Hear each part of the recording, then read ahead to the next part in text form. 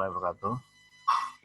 Di sini saya akan menjelaskan tentang materi C ya, yaitu motivasi. Bagian saya ini yaitu implikasi bagi manajer. Jadi motivasi bagaimana cara untuk membangkitkan motivasi pada karyawannya. Yang pertama, implikasi bagi manajer, itu individu yang berbeda, berikan pekerjaan yang tepat, menggunakan sasaran, tujuan yang disarankan dapat tercapai. Langsung aja ya Pak, materinya ya Pak. Ya, silakan. Teknik memotivasi itu dalam pendekatan kerja. Yang pertama, pendekatan tradisional dalam be strong atau be strong menjadi kuat. Pendekatan human relation menjadi baik, tawaran yang tersembunyi, kompetisi, motivasi internal. Terus ada pendekatan tradisional, ada juga yang pertama orang itu tidak suka bekerja, malas dan sedapat mungkin menghindarinya. Yang kedua, orang itu tidak jujur, tidak mau bertanggung jawab dan suka cari selamat. Yang ketiga, orang itu tidak kreatif, ambisinya rendah, tidak mementingkan pekerjaan tetapi apa yang dia peroleh. Terus teknik memotivasi menjadi kuat. Itu yang pertama, pemaksaan, pengawasan secara ketat, perilaku pekerja diarahkan dengan insentif dan ancaman hukuman, tugas dibuat dalam operasi-operasi yang sederhana dan mudah dipelajari. Terus pendekatan human relation, hubungan manusia, berangkat dari teori McGregor. Yang pertama itu, orang itu rajin dan suka bekerja keras. Yang kedua, orang itu jujur dan bertanggung jawab.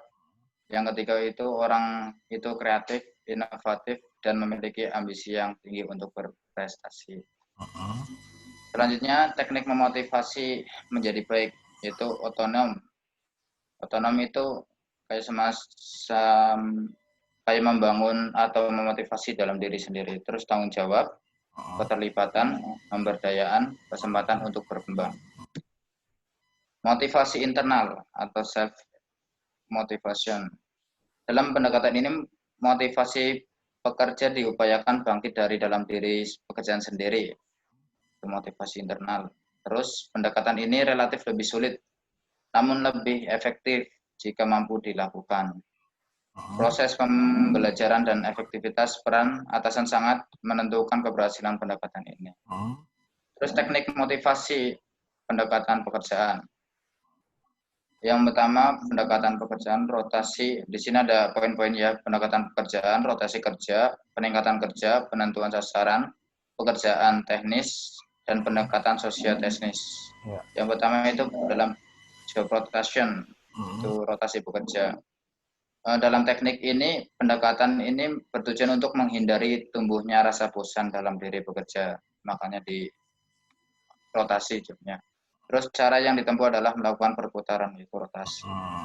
Teknik memotivasi ini terkait dengan pengolahan fungsi sumber daya manusia, yaitu kebijakan karir. Terus teknik peningkatan.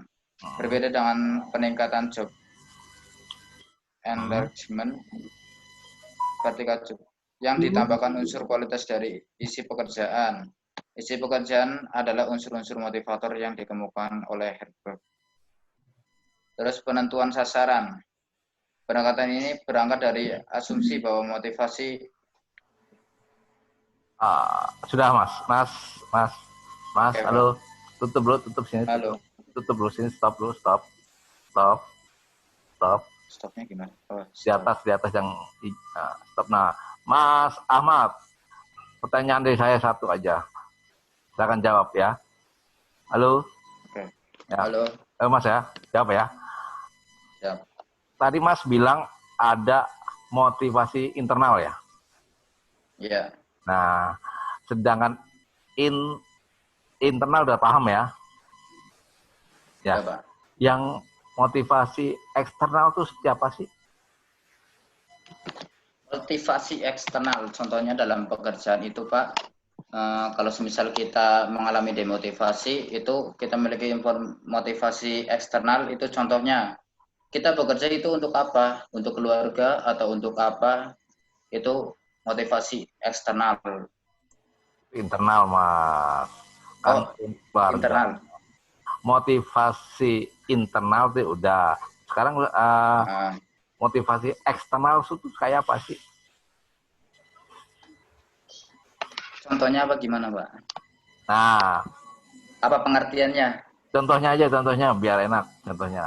Ya, contohnya ya seperti tadi, Pak. Kalau misal kita bekerja, akan ada motivasi internal dan eksternal untuk bikin kita semangat. Nah, ya. Terus motivasi eksternalnya, kita bekerja itu untuk apa?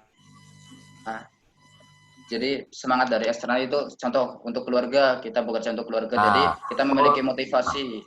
untuk keluarga tuh buat itu internal. Oh, inti internal. Nah, yang ada dalam diri kita sendiri, untuk apa sih tujuan saya kerja? Untuk keluarga ya keluarga kita. Nah, nah, semangat dari diri sendiri. Nah, untuk motivasi keberhasilan itu perlu ilmu. Nah, ilmu itu dapat dari mana? Dari luar, namanya eksternal. Motivasi dari luar. Dari mana? Contohnya ada perkuliahan ini, kecakapan antar personal. Nah, itu ilmu. Ilmu untuk mencapai motivasi diri sendiri itu jadi berkembang. Itu loh, Mas. Berarti ilmu. Oke, Pak. Ya, udah. Oke, Mas. Siap, Makasih, Pak. Mas. Makasih. Silakan. Oke, siap, Pak. Nah, oke. Sekarang ayo lanjut. Lanjut. Siapa yang maju? Saya Pak. Kelompok F. Saya Pak. Saya Pak. Bintang Pak. Siapa? Bintang. Tadi ini tar dulu. Nih si ini udah lengkap. Udah nunggu dari tadi nih.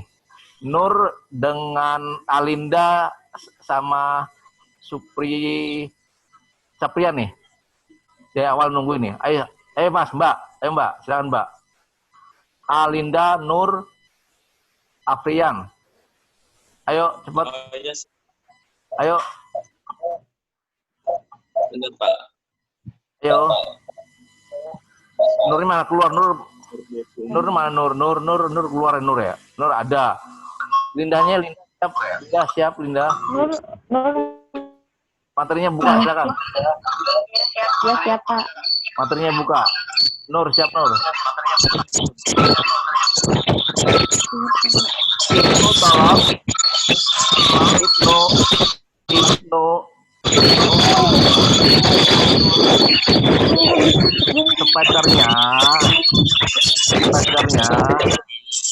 Speakernya yang tidak maju, kelompok F tolong untuk speakernya di mute.